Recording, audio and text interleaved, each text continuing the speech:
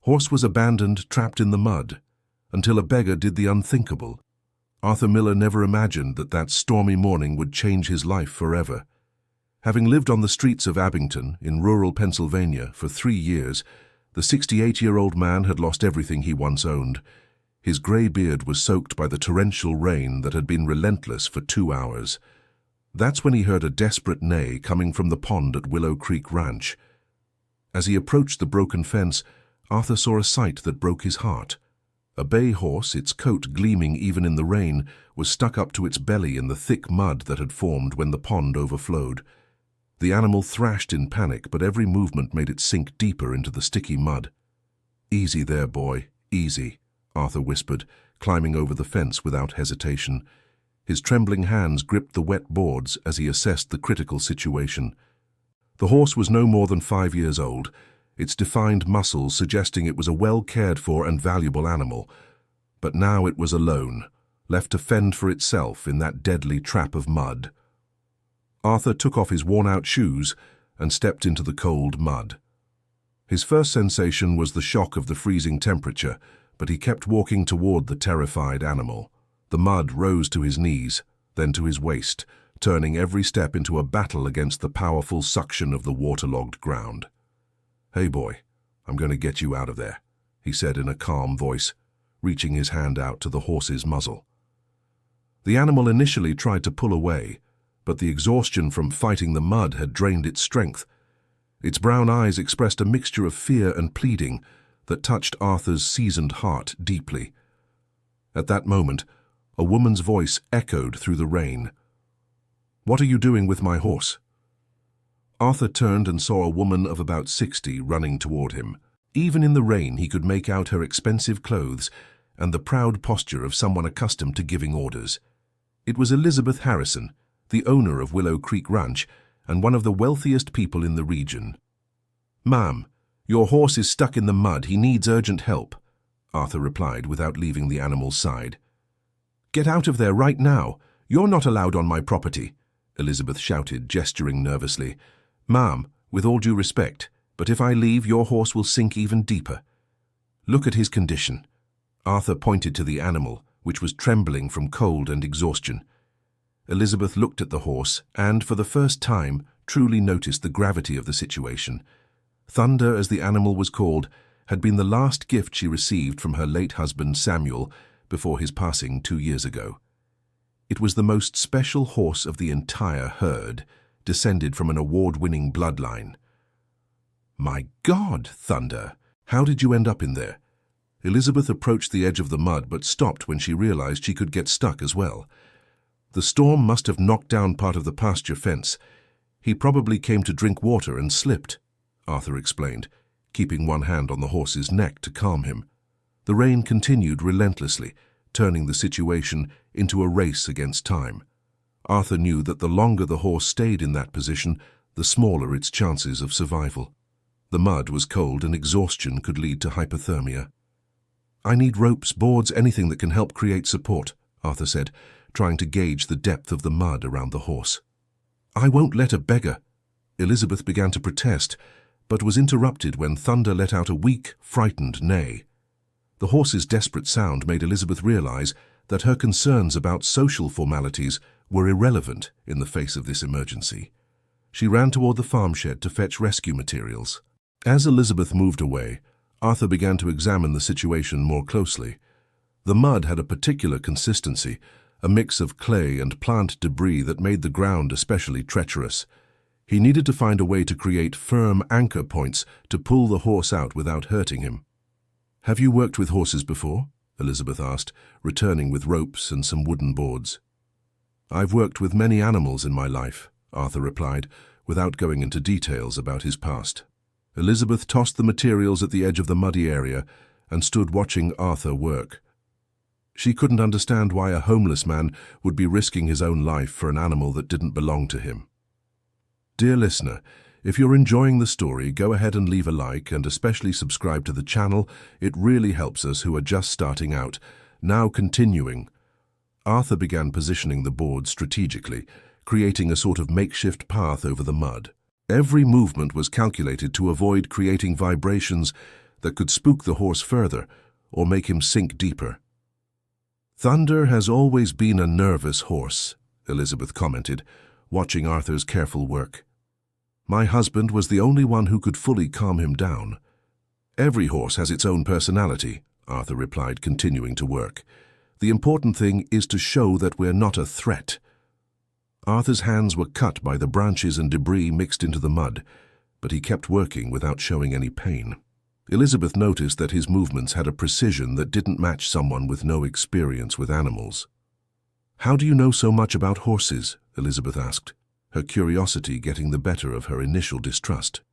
"Life teaches you many things," Arthur replied, avoiding personal details.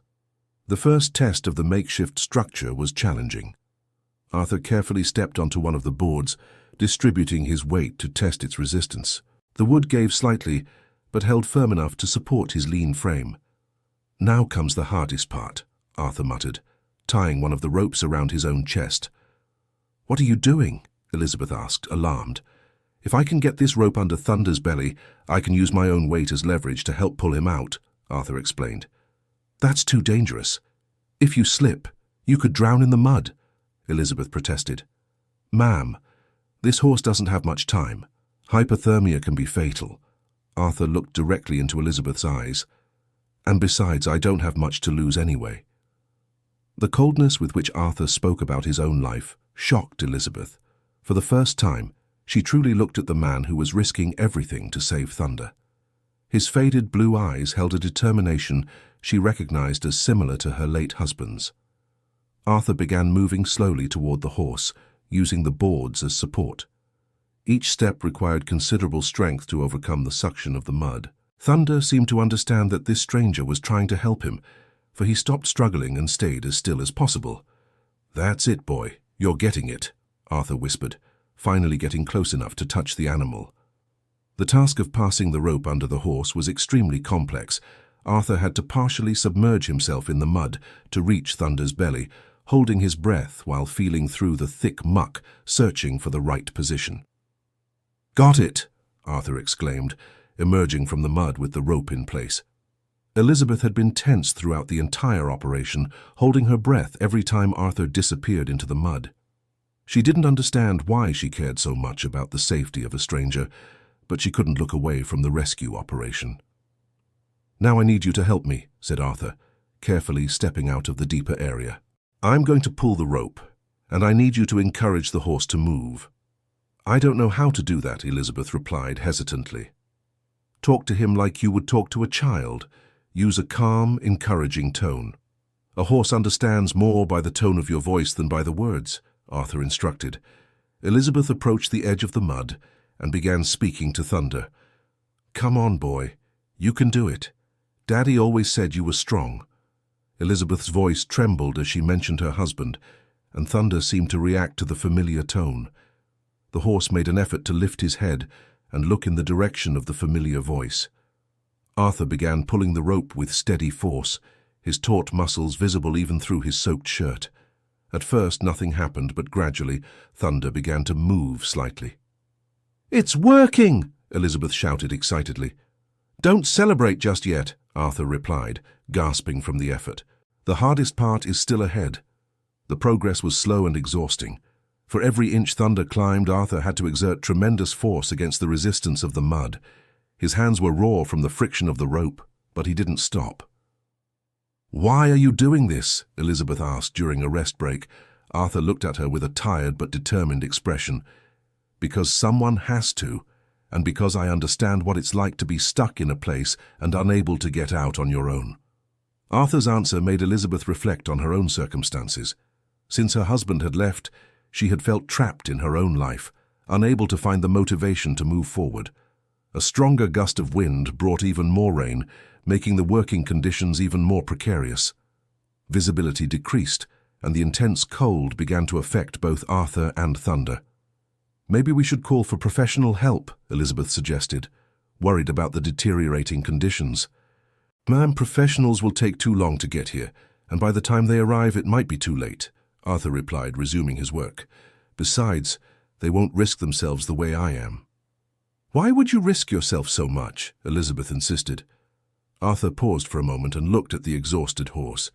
Because 3 years ago I was trapped the same way he is. Not physically, but emotionally. And no one came to help me.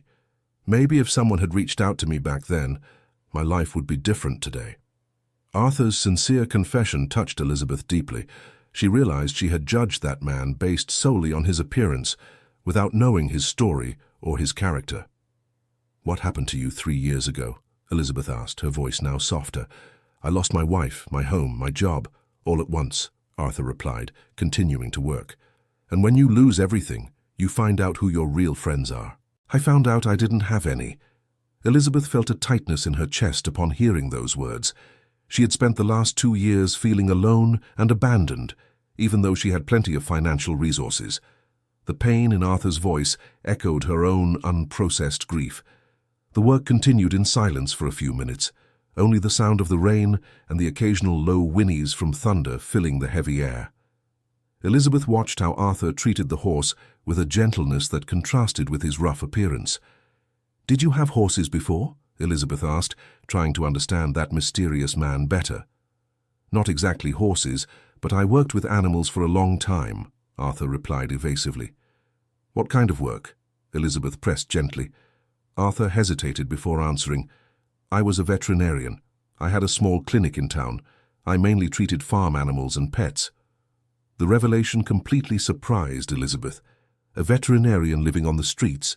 She tried to process this information while watching Arthur apply clearly professional techniques in rescuing Thunder. "What happened to your clinic?" asked Elizabeth, her curiosity now mixed with genuine compassion. "My wife got very sick. I spent everything I had and everything I didn't trying to save her. I sold the clinic, I sold our house, I got into debt up to my neck." Arthur paused, the weight of his memories visible in his expression. "And even so, I couldn't save her." Elizabeth felt tears mixing with the rainwater on her face. Arthur's story reminded her of her own experience of loss and despair. "I'm so sorry," said Elizabeth sincerely. "I know what it's like to lose the most important person in our lives." "Thank you," replied Arthur simply, focusing back on the work. The moment of human connection between the two was interrupted by a concerning sound. Thunder was breathing with increasing difficulty, and his head began to hang lower. "He's getting very weak," observed Arthur, alarmed. "I need to speed up the process." Arthur doubled his efforts, pulling the rope with renewed strength despite the exhaustion. Elizabeth could see that he was reaching the limit of his physical endurance, but he kept fighting with unwavering determination. "Let me help," said Elizabeth, approaching. "No, ma'am. The mud is treacherous, and you could get stuck too," protested Arthur. "I grew up on this ranch. I know every piece of this land," replied Elizabeth firmly. "And besides, he's my horse, he's my responsibility." Elizabeth found a safe position on the edge of the muddy area and held a second rope tied around Thunder's chest. Together, she and Arthur began to make more significant progress. "That's it! He's coming out!" exclaimed Elizabeth, seeing Thunder's hind legs move for the first time in hours. The teamwork was working, but both were quickly running out of strength. The rain had let up a little, but the cold remained intense and both Arthur and Elizabeth were shivering. "Come on, Thunder! Come on, boy!" encouraged Elizabeth, her hands also starting to bleed from the friction of the rope. Gradually, inch by inch, Thunder began to emerge from the mud. First, his hind legs found solid ground, then his front legs. The horse, using his last reserves of strength, made a final effort and managed to free himself from the mud trap. "We did it!" shouted Elizabeth, tears of relief streaming down her face. Thunder stood on solid ground, trembling and exhausted, but alive. Arthur approached the animal carefully to check for injuries. "He looks okay," said Arthur, examining the horse's legs, "but he needs to be warmed up and receive proper veterinary care." Elizabeth looked at Arthur, who was covered in mud from head to toe, shivering from the cold, with bleeding hands, but smiling at seeing Thunder safe. "You saved my horse," said Elizabeth, her voice choked with emotion. "I don't know how to thank you." "No need to thank me," replied Arthur. "I just did what any decent person would do." Elizabeth knew that wasn't true. Most people would have called for help and waited, or simply would have passed by. Arthur had risked his own life without asking for anything in return. "Come to the house. You need a hot shower and something to eat," said Elizabeth. "Thank you, but that's not necessary," replied Arthur, starting to walk away. "Please," insisted Elizabeth. "It's the least I can do, and besides, you're a veterinarian." "Thunder is going to need care, and the local veterinarian only arrives tomorrow." Arthur hesitated. For 3 years he had avoided accepting favors from anyone, but Thunder's condition truly worried him. The horse was in shock and needed monitoring. "All right," Arthur finally agreed, "but only until I'm sure the horse is okay." Elizabeth led Thunder into the heated stable, with Arthur walking alongside the animal, watching his movements for any sign of trouble. The horse was stable, but clearly traumatized by the experience. "How long have you had this horse?" Arthur asked as he helped dry Thunder with clean towels. 2 years. He was a gift from my husband before he passed," Elizabeth replied, her voice growing softer.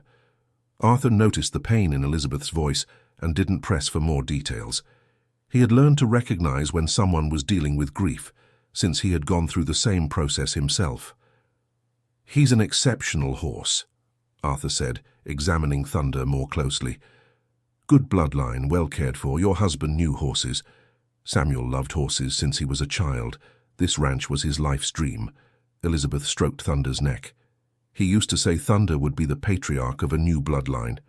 "And he will be," Arthur said with conviction. "He's young and strong. Today was just a scare." Elizabeth watched Arthur work with Thunder and noticed the genuine expertise in every movement. His hands, despite being bruised, moved with the precision of someone who had done this thousands of times.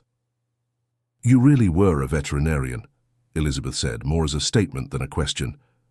"For 25 years, Arthur confirmed. "I loved my work. I was good at what I did." "Why didn't you go back to work in the field after the hardships?" Elizabeth asked gently. Arthur stopped what he was doing and looked at her with a weary expression. "Who's going to hire a veterinarian who lives on the streets? Who's going to trust someone who lost everything he had? Besides, I no longer have a license to practice, no equipment, nothing." Elizabeth noticed the bitterness in Arthur's voice, but she also detected a deep sadness. He clearly missed his profession as much as he missed his wife. Maybe you could start over," Elizabeth suggested hesitantly. "Ma'am, I appreciate your kindness, but starting over isn't that simple at 68, Arthur replied, turning back to care for Thunder. The silence that followed was filled only by the soft sounds of Thunder eating hay and drinking water. Elizabeth stood watching Arthur work, impressed by his dedication even after the Herculean effort he had already made. "What's your name?" Elizabeth asked, realizing they had spent hours together without even properly introducing themselves. "Arthur Miller," he answered simply. "I'm Elizabeth Harrison," she said, extending her hand. Arthur looked at his own hands dirty with mud and blood. "I think it's better not to shake your hand right now," he said with a discreet smile. Elizabeth laughed, and it was the first time she had laughed genuinely in months. There's something about extreme situations that breaks down artificial social barriers and connects people on a deeper level. "Arthur, I want you to stay here at the ranch tonight," Elizabeth said firmly. "You're exhausted, your hands are bruised, and Thunder might need care during the night." "Mrs. Elizabeth," Arthur began to protest. "It's not a favor," Elizabeth interrupted. "It's a temporary work agreement. I need a veterinarian to monitor Thunder, and you need a place to rest and recover." Arthur considered the offer. He truly was worried about Thunder's condition, and his own wounds needed proper care. "All right," he accepted. "Just one night." Elizabeth showed Arthur the employee bathroom where he could wash up and brought out clean clothes that had belonged to her husband. While Arthur cleaned himself up, Elizabeth prepared a simple but nourishing meal.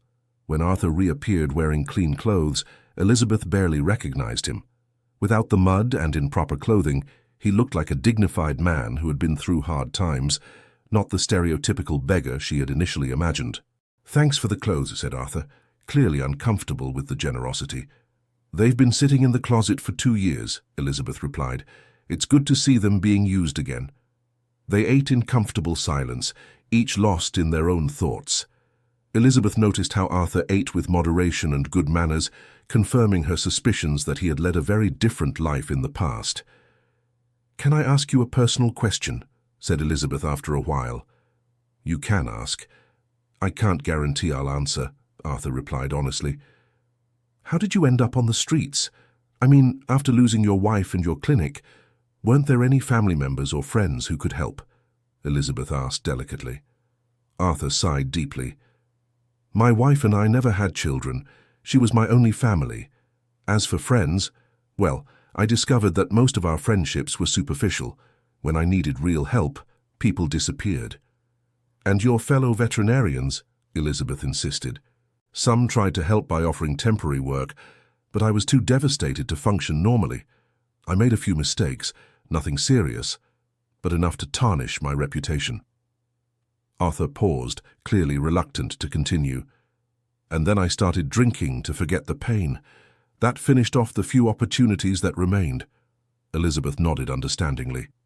She herself had struggled with the temptation to use alcohol to cope with the loss of her husband. "But you stopped drinking?" she asked. "A year ago," Arthur confirmed. "I realized I was dishonoring my wife's memory. She always believed in me, even when I didn't believe in myself." "What was her name?" Elizabeth asked softly. "Margaret," said Arthur, and for the first time his face lit up with a genuine smile. "She was a nurse. We met when I was interning at a veterinary hospital that also treated injured wildlife. She cared for the animals with as much tenderness as she cared for her human patients." Elizabeth noticed how Arthur's voice changed when he spoke about his wife. Even years after her loss, the love and admiration were still evident. "She seemed like a special person," Elizabeth commented. "She was the best person I ever knew. She always saw the best in people, even when they didn't deserve it." Arthur looked out the window. "She would have liked what I did today with Thunder." "I'm sure she would have," Elizabeth agreed, touched by the sincerity of Arthur's emotion. They finished eating and went to check on Thunder one last time before bed. The horse was recovering well, eating normally, and showing signs that the trauma was passing. "He's going to be fine," Arthur diagnosed, satisfied with the animal's recovery. "Thanks to you," said Elizabeth. "If you hadn't shown up—" "Someone else would have shown up," Arthur interrupted modestly. "No," said Elizabeth with conviction. "Other people would have passed right by or at most called for help and waited. You were the only one who truly risked himself." Arthur didn't know how to respond to the compliment, so he simply nodded and headed to the employee room that Elizabeth had prepared for him. It was simple but clean and comfortable, infinitely better than any place he had slept in the past 3 years. Elizabeth went to her house, but she had trouble falling asleep. "I couldn't stop thinking about the extraordinary day I'd had."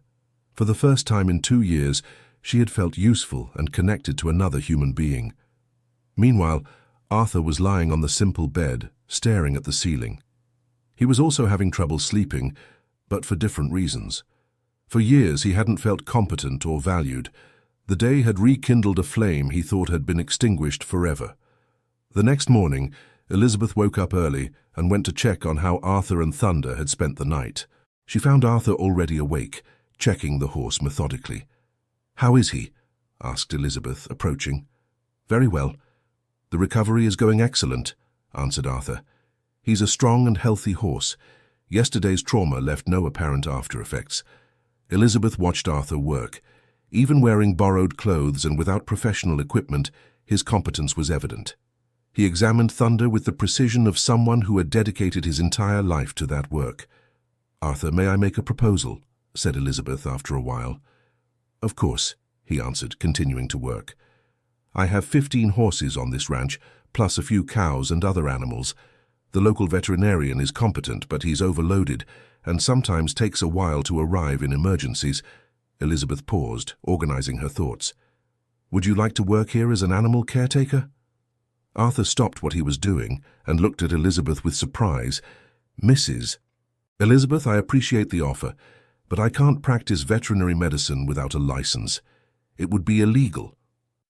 "I'm not offering you work as a licensed veterinarian," Elizabeth clarified. "I'm offering you work as a specialized caretaker. You would handle feeding, hygiene, exercise, and basic health monitoring of the animals. For official veterinary procedures, We would continue calling Dr. Thomas. Arthur considered the proposal. It was tempting, but he had learned to be cautious with offers that seemed too good to be true. "What kind of salary are you thinking?" he asked, testing the seriousness of the proposal. "Full minimum wage, plus housing, meals, and health insurance," Elizabeth answered immediately. "And if you want, I can help you regularize your professional situation and get your veterinary license back." The offer was generous, perhaps too generous. Arthur grew suspicious of Elizabeth's motives. "Why would you do this for a stranger?" he asked directly. Elizabeth hesitated before answering. She herself wasn't sure of all her reasons, but she tried to be honest. "First, because you saved Thunder and showed real competence. Second, because I have the resources to make this offer. And third, because I think we both need a new beginning." "Both?" Arthur questioned. "Ever since my husband passed, this ranch has been just a place where I live, not a place where I truly live." Elizabeth looked around the stables. "Samuel always dreamed that this place would be a sanctuary for animals. Maybe it's time to make that dream come true." Arthur realized that Elizabeth's proposal wasn't just about helping him. She was also searching for purpose and meaning for her own life. "Can I think about the offer?" Arthur asked. "Of course. But while you decide, how about staying a few more days to make sure Thunder has fully recovered?" Elizabeth suggested. "That I can do," Arthur agreed. Dear listener, if you're enjoying the story, go ahead and leave a like and, most importantly, subscribe to the channel. It helps us a lot. We're just starting out. Now, continuing.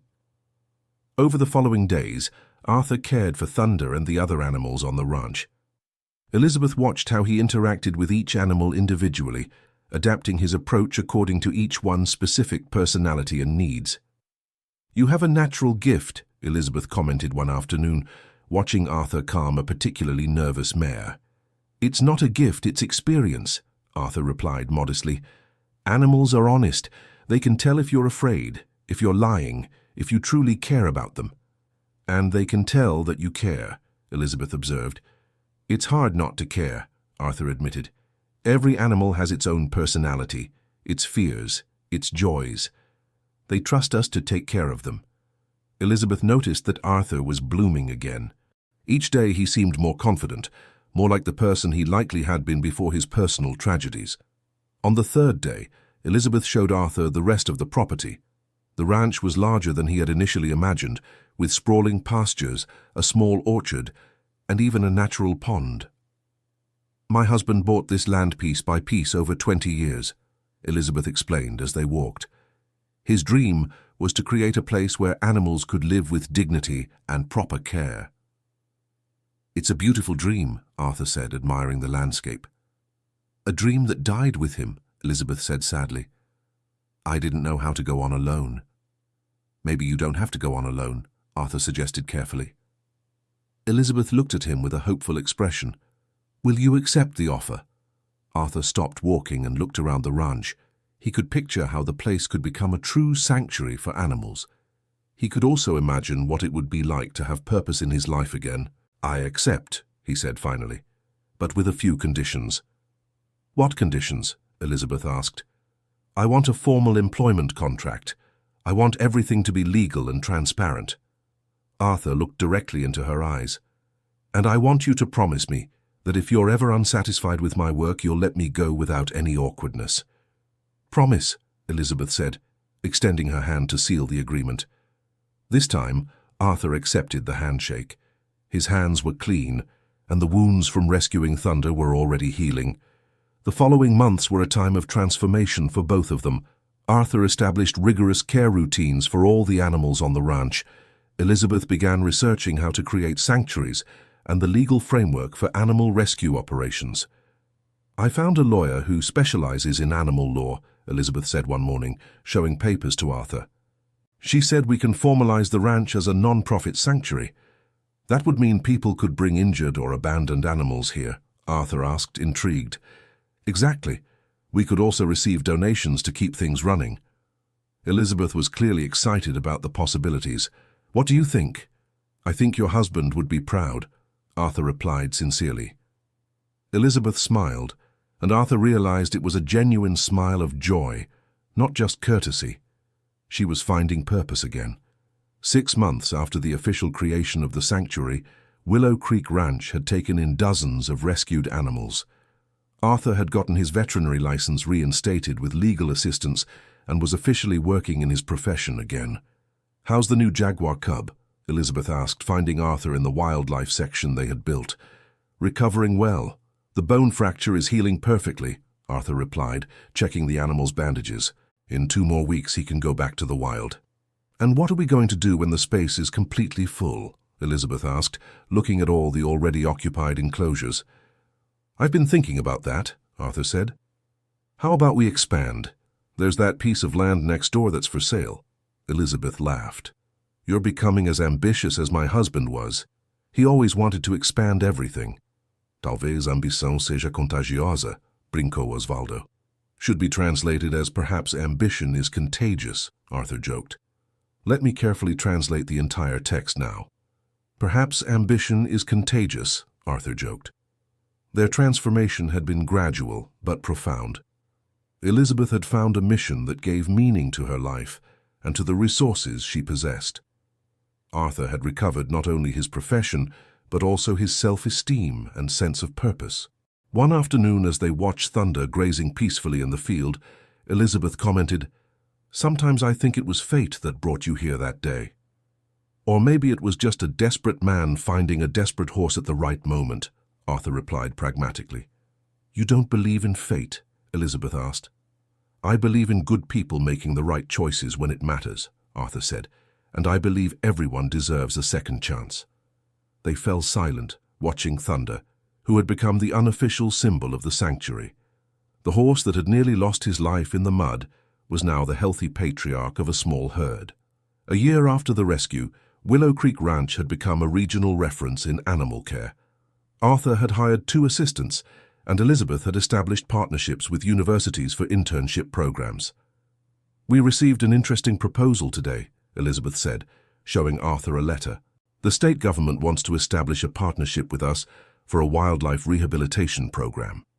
"That's a huge responsibility," Arthur commented, reading the proposal. "We'd have to expand our facilities significantly." "Do you think we're ready?" Elizabeth asked. Arthur looked around the ranch they had transformed together. From a place where only a few horses lived, it had become a complex with facilities for various species, a veterinary laboratory, and an educational center. "I think we're ready for anything," he replied confidently. "Including an official business partnership?" Elizabeth asked with a mysterious smile. "What do you mean?" Arthur questioned. "I want to make you a partner in the sanctuary, an official partner in all decisions and owner of 50% of the operation." Elizabeth had clearly thought long and hard about this proposal. "You've transformed this place just as much as I have." Arthur remained silent for a long moment. The proposal represented not only financial security, but also full recognition of his contribution and worth. "Can I make a counter-proposal?" he said finally. "Of course," Elizabeth replied. "Instead of making me a partner, how about we create a foundation? Neither you nor I would be owners. The sanctuary would belong to a non-profit organization that would continue to exist even after we're no longer here." Arthur looked at Thunder grazing. "That way, we ensure your husband's dream becomes permanent." Elizabeth was moved by the proposal. Arthur was suggesting something that would guarantee the continuity of the mission beyond their own lives. "Samuel would have loved this idea," she said, tears in her eyes. "He always thought about the long term." "So do we have a deal?" Arthur asked. "We have a deal," Elizabeth confirmed. 2 years after the day Arthur saved Thunder from the mud, the Samuel Harrison Foundation for Animal Welfare was officially established. The sanctuary had grown to care for over 100 permanent animals and processed hundreds of temporary rescues annually. During the Foundation's inauguration ceremony, Elizabeth gave an emotional speech. 2 years ago, a man risked his life to save a horse that didn't belong to him. That act of selfless kindness planted a seed that has become this foundation. Arthur Miller taught us that heroism has nothing to do with resources or social standing, but with choosing to do what is right when no one is watching. Arthur, uncomfortable with the public praise, preferred to talk about the future. This place exists to remind us that every life has value. Every animal we save, every second chance we offer, honors the memory of those we loved and lost. Margaret, my wife, always said that kindness multiplies when we share it. I hope this foundation keeps multiplying kindness for many generations to come. After the ceremony, Elizabeth and Arthur walked together to the pasture where Thunder lived with his small family. The horse had become a father twice and was clearly the respected leader of his herd. "Do you think he remembers the day he almost drowned in the mud?" Elizabeth asked. "Animals live more in the present than we do," Arthur replied. "But I'm sure he knows he's safe and loved here." "Like us," Elizabeth said softly. "Like us," Arthur agreed. They watched in silence as Thunder approached the fence, clearly recognizing his rescuers and caretakers. The horse allowed both of them to pet him, a gesture of trust and affection that never failed to move Elizabeth. "Arthur, can I ask you something personal?" Elizabeth said after a moment. "You know you can," he replied. "Do you feel Margaret would be proud of the person you've become?" Elizabeth asked gently. Arthur smiled, a genuine and peaceful smile. "I feel she would be proud not of what I became, but of what I never stopped being." He looked at Thunder. "She always said I was a caretaker at heart. I lost sight of that for a while, but I never completely lost it." "And now?" Elizabeth asked. "Now I know that caring for others is caring for ourselves. When I saved Thunder that day, I was really saving myself." Arthur paused, organizing his thoughts. "And when you offered me a second chance, you were also saving yourself." Elizabeth nodded, recognizing the truth in those words. The two had found purpose and healing through the act of caring for other vulnerable beings.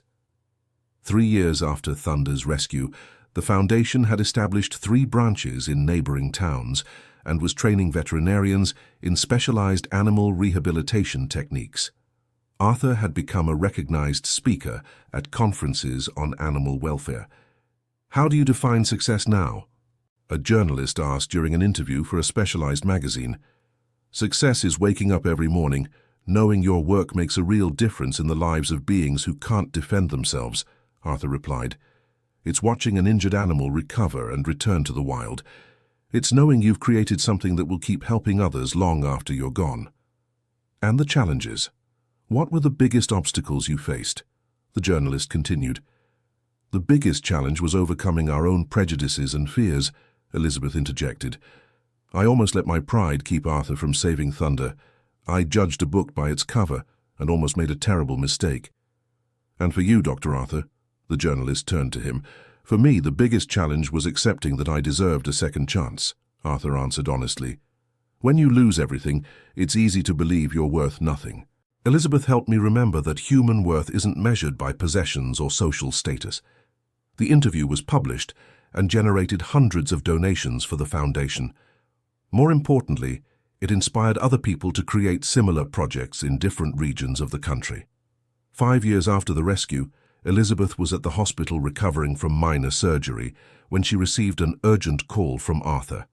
"Elizabeth, you need to come here as soon as you can. We have a special situation," he said, his voice mixing concern and excitement. "What happened?" Elizabeth asked, alarmed. "We received 3 horses in critical condition. They were abandoned on a failing farm. One of them—" "Elizabeth, one of them is stuck in the mud exactly the way Thunder was that day." Arthur paused. "And there's more. She's a pregnant mare." Elizabeth felt her heart race. It was as if history were repeating itself, but this time they had resources, experience, and a team to handle the situation. "I'm leaving the hospital now," she said, already getting out of bed. "Elizabeth, you just had surgery. Stay in the hospital." "We can handle this," Arthur protested. "Absolutely not. This is too important," Elizabeth replied with determination. "Besides, you're going to need all the help you can get if she's pregnant." Elizabeth arrived at the ranch and found Arthur coordinating a rescue operation far more sophisticated than the one they had improvised years ago. There was specialized equipment, a full veterinary team, and even a documented protocol for similar situations. "How is she?"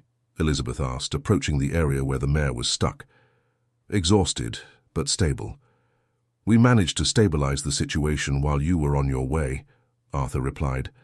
"But labor could start at any moment, and that would complicate everything."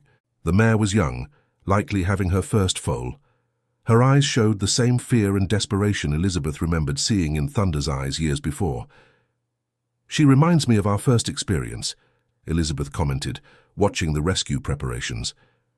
"The difference is that now we know exactly what to do," Arthur replied with confidence, "and we have the right equipment." The rescue was carried out with professional precision. Within 2 hours, the mare was safe in the Foundation's emergency stable. 12 hours later, she gave birth to a healthy foal.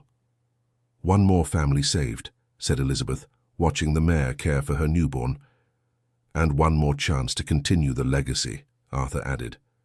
"What should we name her?" Elizabeth asked. "How about Hope?" Arthur suggested. "After all, that's what she brought us once again." 6 months later, Hope and her foal, named Rebirth, were fully recovered and integrated into the Foundation's herd. The story of their rescue had been documented and used as educational material to train other professionals. "Have you noticed that Thunder has adopted Rebirth as if it were his own?" Elizabeth observed one afternoon. "Horses have a very strong sense of community," Arthur replied. "Thunder knows what it's like to be saved, so now he protects the others who've been through the same." "Like us," said Elizabeth, smiling. "Like us," Arthur agreed. 10 years after the day that changed their lives, Elizabeth and Arthur were sitting on the porch of the Foundation's main house, watching the sunset over the pastures where more than 50 horses grazed freely. "Did you ever imagine that day in the mud would lead to all this?" Elizabeth asked. "Never," Arthur admitted. "That day I was just trying to save an animal in trouble. I had no idea I was saving myself, too. And I thought I was losing my horse to a dangerous stranger." Elizabeth laughed. "How wrong our perceptions can be. Life has an interesting way of teaching us humility," Arthur agreed. They sat in silence for a few minutes, watching Thunder lead his herd to the watering hole. The horse was now 15 years old and had become the respected patriarch of the entire animal community on the ranch. "Arthur, can I confess something to you?" Elizabeth said softly. "Of course," he replied. "In these 10 years, you've become the family I never had. Not just a work partner, but a true brother." Elizabeth paused, emotional. "My life would be empty without our friendship." Arthur was moved by Elizabeth's heartfelt confession. "The feeling is mutual. You gave me back not just my profession, but my dignity and self-esteem. Margaret would be happy to know I found a sister like you. Do you think she would approve of our partnership?" asked Elizabeth. "I'm sure she would. She always said family isn't chosen by blood, but by heart." Arthur smiled. "And you are definitely family by heart." They watched in silence as night slowly fell over the ranch. The automatic lights came on in the stables, where a night crew took over caring for the animals. "What legacy do you think we'll leave?" asked Elizabeth. "I hope we leave proof that every living being deserves compassion and care," replied Arthur, "and that small acts of kindness can generate immeasurable change." The following morning they received an unexpected call. An international journalist wanted to make a documentary about the Foundation for a European television channel. "They want to tell the story of how it all began," explained Elizabeth after the call. "They think our story can inspire similar projects in other countries." "What do you think?" asked Arthur. "I think if our experience can help animals in other places, we have an obligation to share it," replied Elizabeth. The documentary filming lasted 3 weeks. The European crew was impressed not only with the Foundation's facilities, but with the personal story of transformation of Elizabeth and Arthur. "In 30 years of filming stories around the world, I've rarely seen a transformation as genuine as yours," commented the documentary director. "You truly saved each other." "That's not quite how it happened," corrected Arthur. "We met at the right moment to save something greater than ourselves, together." The documentary aired in 12 countries and generated international interest in the sanctuary model developed by the Foundation. Invitations for lectures and consulting began arriving from various parts of the world. "I never thought I'd be an international consultant on animal welfare," joked Elizabeth during a video conference with a German organization. "And I never thought I'd be professionally respected again," added Arthur. "Life is truly surprising." 15 years after rescuing Thunder, the Samuel Harrison Foundation had become an international model. Elizabeth, now 75 years old, had become a recognized advocate for animal rights. Arthur, at 83, still oversaw daily operations, but had begun training successors. "It's time we thought about transition," said Elizabeth during a board meeting. "We need to ensure the foundation continues to thrive, even when we're no longer active. I've already identified 3 young veterinarians with the potential to take on leadership," replied Arthur. "And we have a solid administrative team that can maintain operations." "And are you ready to retire?" asked Elizabeth. "Full retirement, never," laughed Arthur, "but I am ready to pass the torch to younger hands." The transition was gradual and careful. Elizabeth remained as honorary president, while Arthur became a special consultant. They both continued living on the ranch, but with reduced responsibilities. "How does it feel being the founder of an international movement?" asked a veterinary student during a visit to the ranch. "I don't feel like the founder of anything," replied Arthur humbly. "I just did what any decent person would do. I helped an animal in need. Everything that came after was a consequence of that simple choice." "But your choice changed hundreds of lives," insisted the student. "And every life we change changes other lives," interjected Elizabeth. "It's an endless cycle of compassion." 20 years after that day in the mud, Thunder still lived on the ranch, now 25 years old, and the respected patriarch of a herd of 30 horses. His offspring and descendants populated several other partner ranches. "He's getting old," Elizabeth remarked one morning, watching Thunder move more slowly than usual. "Like all of us," replied Arthur, who at 88 now walked with the help of a cane. "But he still has a lot of life left in him." "Do you think he remembers that day?" asked Elizabeth, a question she asked periodically. "Not the way we remember it," Arthur answered thoughtfully, "but I think he carries the essence of that experience. He knows he's loved and protected here." Elizabeth, now 80, had published a book about the experience of creating the foundation. The book had become a bestseller, and all proceeds were donated to expanding rescue activities. "I received an interesting letter today," Elizabeth said, showing an envelope to Arthur. "From whom?" he asked. "From an 8-year-old child who read our book at school. She wants to visit the ranch and become a veterinarian when she grows up." Elizabeth read excerpts from the letter. "She says she wants to help animals like Dr. Arthur did." "Those are the letters that move me the most," said Arthur, touched by the child's sincerity. "When we inspire a child, we're planting seeds for the future." "Let's invite her for a visit," Elizabeth decided, "and maybe she can meet Thunder in person." The girl's visit was memorable for everyone at the ranch. She asked dozens of clever questions and showed a genuine passion for animals that reminded Elizabeth and Arthur of themselves at younger ages. "Dr. Arthur, were you scared when you went into the mud to save Thunder?" the girl asked during the tour. "Yes, I was," Arthur answered honestly. "But sometimes we do things that scare us because they're important." "How do you know when something is important enough to be brave?" she continued. "When you know that someone else, or an animal, needs help, and you have the ability to help," Arthur explained. "Courage isn't not being afraid. It's doing what's right even when you're afraid." "I understand," said the girl, stroking Thunder. "Thunder is very beautiful. He seems happy." "He is happy," Elizabeth confirmed, "and part of that happiness comes from knowing he's loved and cared for." When the girl left, she promised to come back when she was older to work as an intern at the foundation. Elizabeth and Arthur were touched by the child's determination. "Do you think she'll really come back?" asked Elizabeth. "I'm sure she will," Arthur replied. "I saw the same fire in her eyes that I saw in Margaret when she was young." At 25, Thunder developed some health problems typical of advanced age. Arthur, now 90 but still lucid and active, personally oversaw the special care of the horse that had changed his life. "How is he today?" asked Elizabeth, who at 85 had limited her physical activities but kept her mind sharp. Comfortable, no pain. Enjoying the morning sun with dignity, Arthur replied, watching Thunder rest under his favorite tree.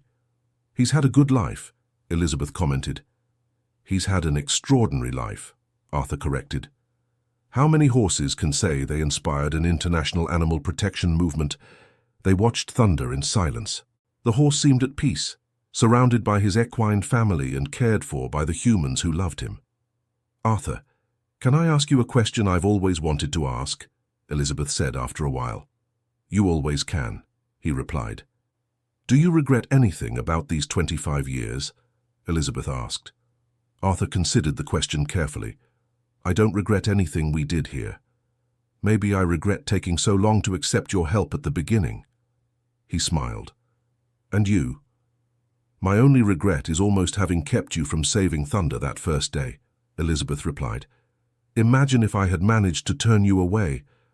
But you didn't, Arthur said simply. And maybe that was destiny too.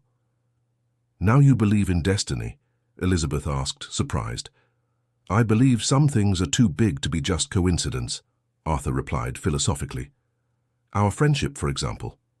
That summer, they received a visit from the girl who had met Thunder years ago.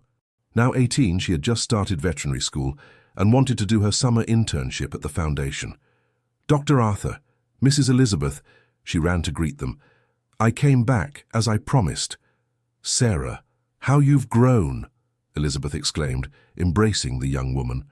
And how is Thunder? Was Sarah's first question. Come see for yourself, Arthur said, leading her to the pasture. Thunder recognized Sarah immediately, approaching the fence when he saw her. The young woman was moved to see again the horse that had inspired her career choice. He remembers me, Sarah whispered, stroking Thunder's muzzle. Horses have excellent memory for special people, Arthur said affectionately.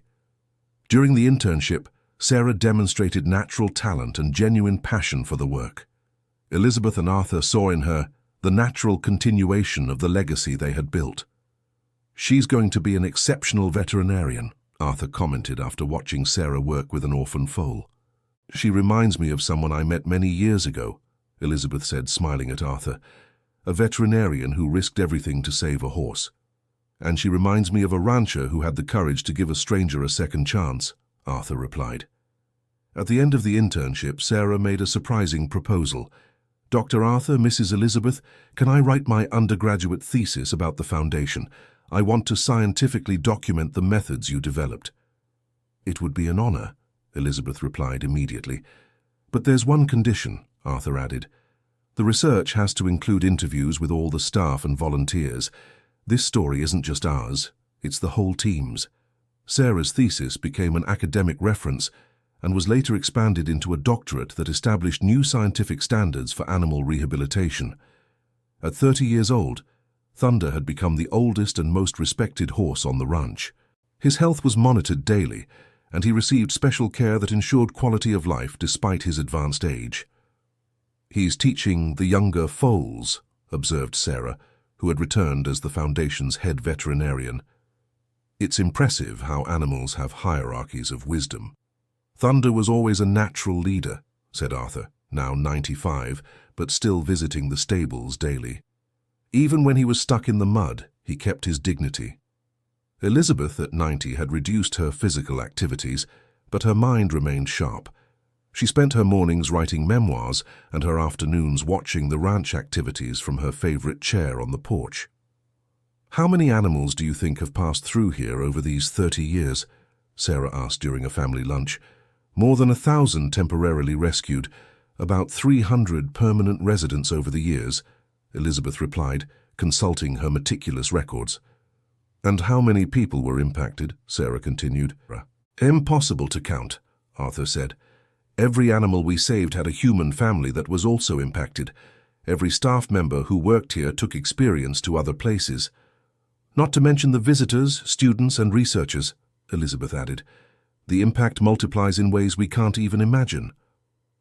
That autumn, Thunder began to show signs that he was preparing for his natural passing.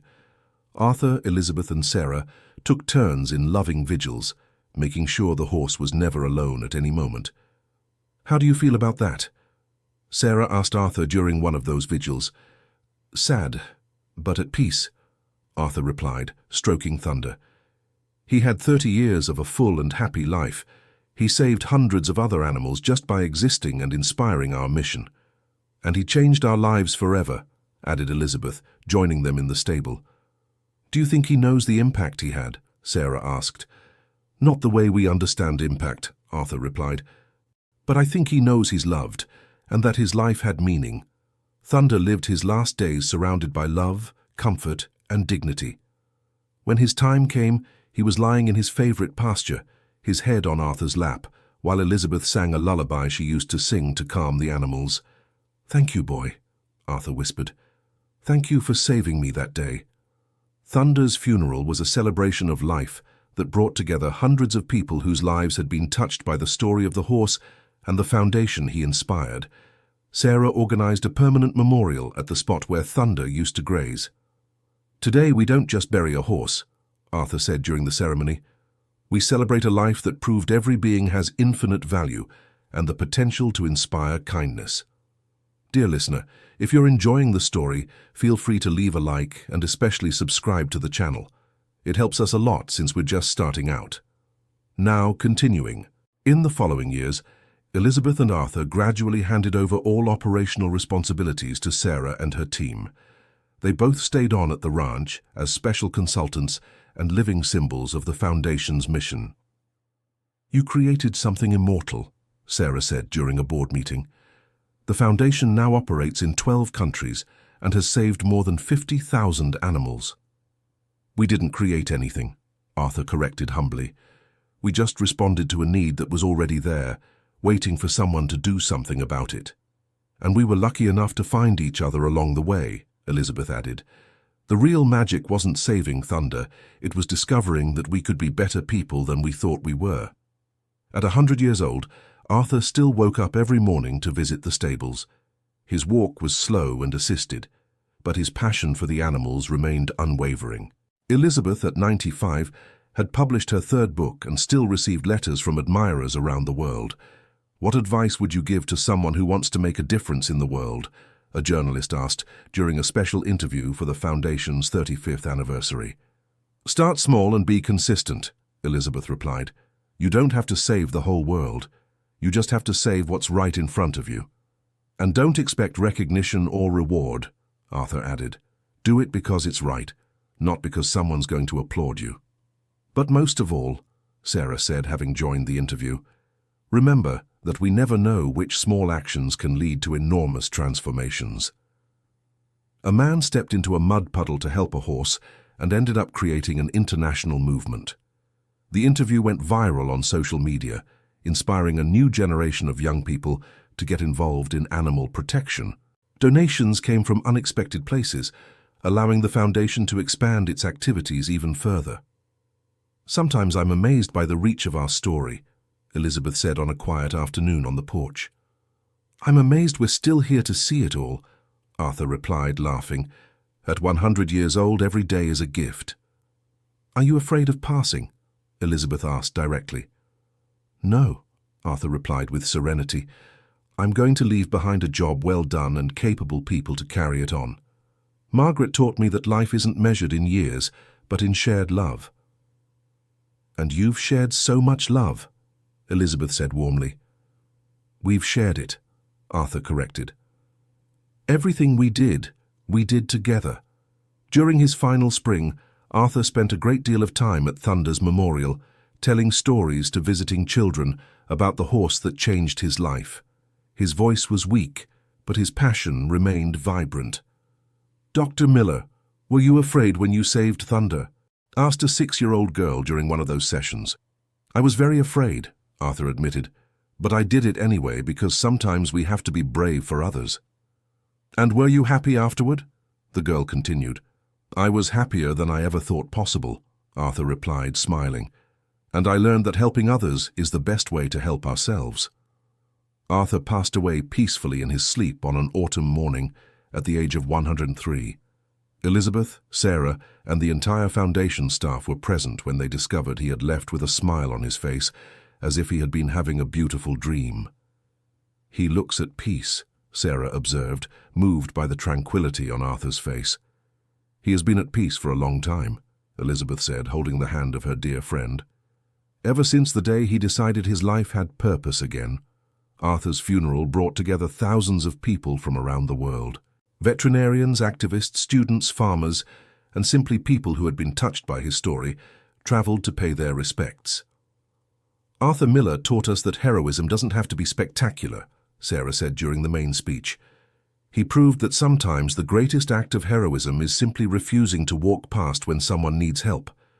Elizabeth, at 98 years old, insisted on speaking at the funeral. "Arthur always said he wasn't a hero, just someone who did what had to be done. Maybe that's exactly what makes someone a true hero." She paused, emotional. "He taught me that it's never too late to start over, and we're never too old to make a difference." After the funeral, Elizabeth established the Arthur Miller Scholarship for low-income veterinary students, ensuring that young people without resources could pursue the profession that Arthur had honored with such dedication. "This is what he would have wanted," Elizabeth said to Sarah, "for his memory to help others follow the same path of care and compassion." Sarah officially took over as president of the foundation, but insisted that Elizabeth remain as honorary president for life. Together, they continued expanding the organization's reach and impact. "How do you think Arthur would feel knowing the foundation now operates in 25 countries?" Sarah asked during a video conference with the Australian branch. "He would be impressed but not surprised," Elizabeth replied. "He always said that genuine kindness spreads naturally." Elizabeth lived 3 more years after Arthur's passing, remaining lucid and active until nearly the very end. She spent her final months writing personal letters to every staff member and volunteer of the foundation, thanking them for their contributions and encouraging them to continue the work. "Mrs. Elizabeth, do you have any regrets?" Sarah asked during one of their last conversations. "Just one," Elizabeth replied with a weak but genuine smile. "I wish I had met Arthur earlier in life. Imagine all we could have done with more time." "But look at everything you managed to do with the time you had," Sarah replied. 40 years of friendship and partnership that changed the world for the better." "That's true," Elizabeth agreed. "And most importantly, we discovered that it's never too late to find true family." Elizabeth passed away serenely on a spring morning, exactly 40 years after the day Arthur saved Thunder. Sarah found a letter she had left behind, addressed to the future guardians of the mission. "To you who will carry on this work when I am no longer here, always remember that we started with 1 man, 1 horse, and a puddle of mud. If that could turn into what it has become, imagine what you can create. The only thing we ask is that you never forget why we do this, because every life has value and deserves compassion. With love and eternal gratitude, Elizabeth." Elizabeth's funeral was broadcast live to more than 50 countries, virtually bringing together hundreds of thousands of people whose lives had been touched by the foundation. Sarah made sure the ceremony was a celebration of Elizabeth's extraordinary life and legacy. "Elizabeth Harrison taught us that true wealth is not measured in money, but in transformed lives," said Sarah during the ceremony. She and Arthur proved that 2 people with a shared purpose can move mountains. Today, 45 years after that rainy day when Arthur saved Thunder, the Samuel Harrison Foundation operates in 40 countries and has rescued over 100,000 animals. The model created by Elizabeth and Arthur became the worldwide standard for animal rehabilitation and care. Sarah, now 50 years old, runs the foundation with the same passion and principles she learned from her mentors. The joint memorial for Elizabeth and Arthur stands on the exact spot where it all began, next to Thunder's memorial. "Every time someone asks me about the foundation's origins, I bring them here," said Sarah to a group of visiting students. "Here is where a man risked his life to save a horse, without knowing he was planting the seed of a global movement." "Is it true they never expected recognition?" asked a student. "Absolutely true," Sarah confirmed. "They did the work because they believed it was right, not because they expected applause. That purity of intention is what made everything possible." The story of Elizabeth, Arthur, and Thunder continues to inspire new generations of veterinarians, activists, and simply people who believe in the power of compassion.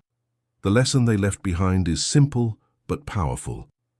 We never know which small acts of kindness can change the world.